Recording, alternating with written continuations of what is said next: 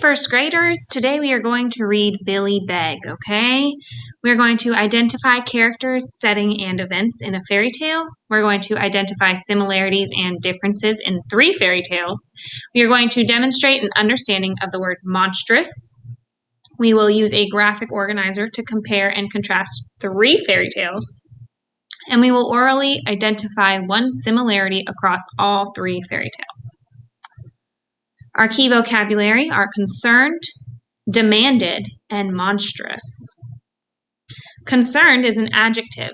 Those are our descriptive words, and concerned means worried. Joanna had a concerned look on her face when she found out the school trip might be canceled. Also, go ahead and look at that baby getting his hair cut. He looks pretty concerned, don't you think? The next word is demanded, and demanded is a verb. Remember, verbs are our action words. Demanded means ordered or said or asked for in a forceful way.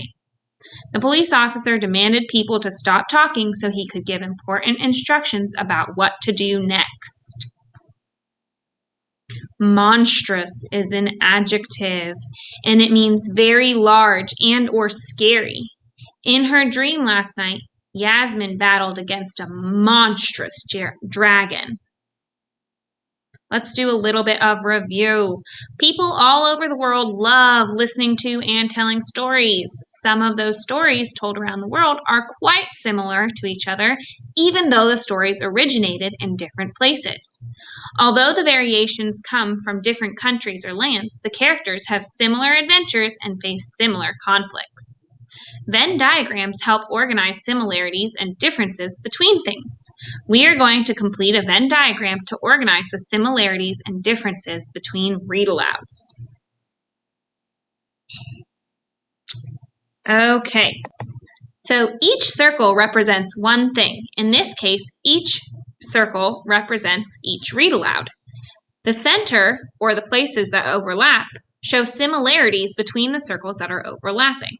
So this circle, this big circle right here on the left, that's for Cinderella. This circle is for the girl with the red slippers, and this circle is for Billy Beg.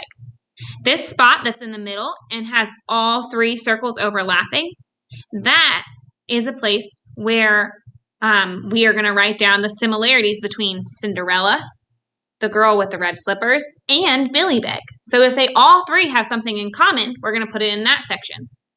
If something is similar between Cinderella and the girl with the red slippers, we're going to put it in this part because it's shared by those 2 circles. If something is shared between Billy Beg and Cinderella, we're going to put it in this part because it's shared between Billy Beg and Cinderella. And if something is shared between the girl with the red slippers and Billy Beg, we are going to put it in this part because that is where those 2 circles overlap. Okay. Let's review some of the similarities and differences between Cinderella and the girl with the red slippers. I'm going to write them down in the right places on the Venn diagram. So some of the similarities could be that the main characters are kind and good, but treated poorly by the people around them. In both stories, there are fancy parties from which the main characters are excluded, and both characters are identified by slippers that fit their feet. Okay.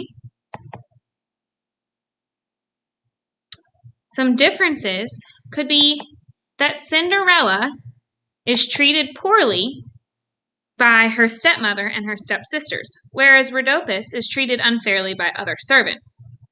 Also, Cinderella marries a prince, while Rhodopis marries a pharaoh. Cinderella has glass slippers, and Rhodopis had red silk slippers with leather soles.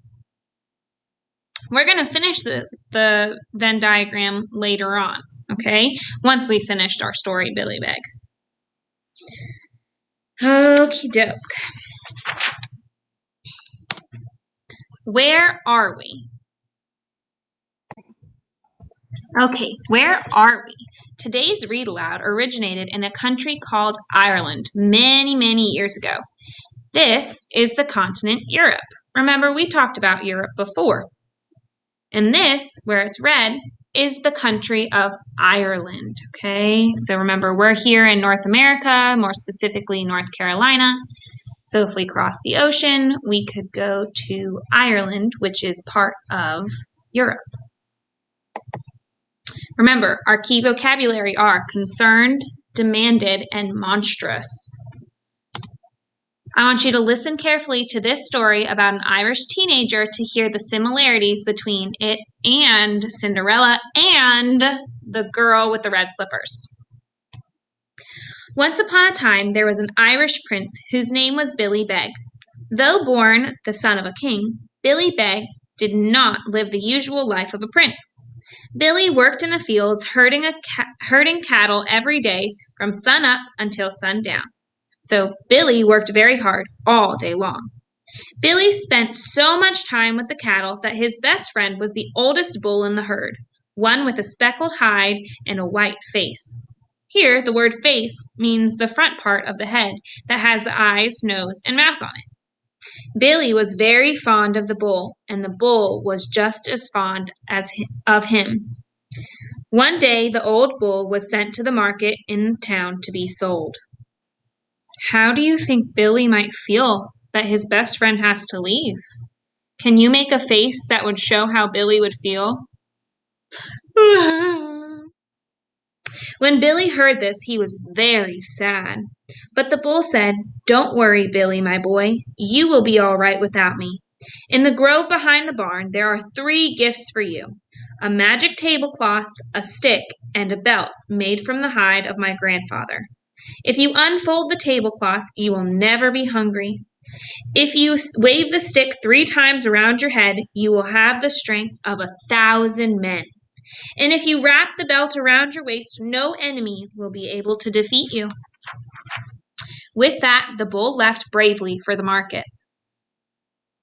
At first, Billy Beg was too upset to do anything without his friend. He cried for 3 days and 3 nights. Then Billy remembered what the bull had said. When the sun rose the next morning, he went to the grove behind the barn and pulled out the tablecloth from beneath a tree. When he unfolded it, he found that it was covered with delicious foods and drink. Billy ate and drank until his stomach was full. Next, he grabbed the stick and the belt the bull had left for him. Then he set off to make his way in the world. Billy set off to find a new job and a new place to live. He walked on until he came to a fine old house. He knocked, and an old gentleman came to the door. "Excuse me," said Billy Beg. "I was wondering if you have any work." "As a matter of fact," said the old gentleman, "I do need someone to watch over my cows, pigs, donkeys, and goats. But—" "I am the best shepherd you will ever see," Billy interrupted. "Well," said the old gentleman, "that may be true, but a giant has moved into the forest next to my pasture, and that beast has scared off the last 3 boys I hired." "I am not afraid of him," said Billy. "If you have me, I'll take the job." So the old gentleman hired Billy to watch his cows, pigs, donkeys, and goats. The next day, Billy led the animals out to the pasture and sat down on a rock. Later that day, a horrible, one-eyed giant suddenly appeared from the rocks. "Oh," said the giant, licking his lips, "here's a tasty little treat. You are too big for 1 bite, but not big enough for 2. What should I do with a tiny morsel like you?" Billy fastened his belt and grabbed his stick. He swung the stick above his head 3 times to give him the strength of 1,000 men. It was a terrible fight, but finally Billy swung the stick and thwack sent the monstrous giant flying off the cliff and into the sea. Did you hear your vocabulary word, monstrous? So, who won the fight, Billy or the giant? Billy. When the old gentleman heard that Billy had driven away the giant, he patted him on the back and told him, "You're a fine boy. I'll double your wages." So Billy became a herdsman. He kept watch over the old gentleman's animals and served him well. Then one day the old gentleman came out of the house and yelled to his coachman, "Get the carriage! Saddle up the horses! I'm going to town!" "What is the occasion?" said Billy. "Haven't you heard?" said the old gentleman. Billy shook his head. "A terrible dragon is in the village," explained the old gentleman. "The dragon has demanded the king's own daughter, the princess, as his prisoner. Unless the king's champion fighter can defeat the dragon, the poor girl is as good as gone." "Oh," said Billy, concerned or worried. "That poor princess!" The old gentleman got into his carriage and sped off to the city. Lots of other people came on horseback in carriages and wheelbarrows. Billy decided that he would go and fight the terrible dragon if he had to.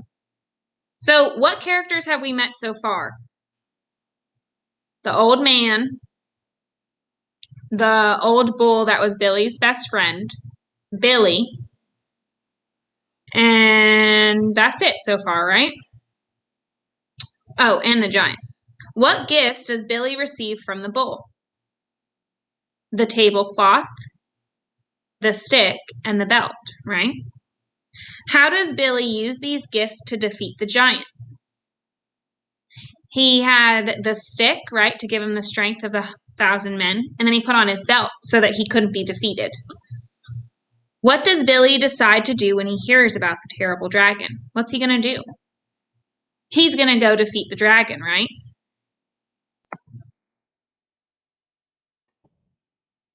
Billy dressed himself in an old suit of armor that belonged to his master and then buckled his special belt securely around his middle. When he was dressed, Billy slipped on his boots, grabbed his magic stick, went to the stable where he mounted a brown mare and rode bravely into town. Thousands of people had come to see the king's champion face the dragon. Billy saw the champion in the center of the crowd, pacing up and down, back and forth, dragging his heavy sword behind him. Next, he caught a glimpse of the princess, gathered with her maidens at the front of the crowd. She was certainly beautiful, but looking just a little bit nervous. Just then there was a fearsome roar. The dragon rose up out of the sea. He had fiery eyes, with smoke billowing out of his nostrils and giant flames pouring out of his mouth. The king's champion turned white with fear. He dropped his sword and ran away. When the princess saw that the champion had fled, she began wringing her hands and crying. "Oh, please," she called out, "won't someone save me?" At first, no one made a sound. Then Billy Beg stepped out of the crowd. He wore his borrowed suit of armor. The helmet and visor were just big enough to completely cover his face, so nobody knew who he was, not even the old gentleman.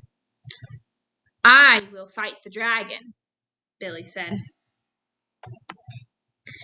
The princess and all the people stared with wide eyes. The dragon charged at Billy, shooting fire from his mouth.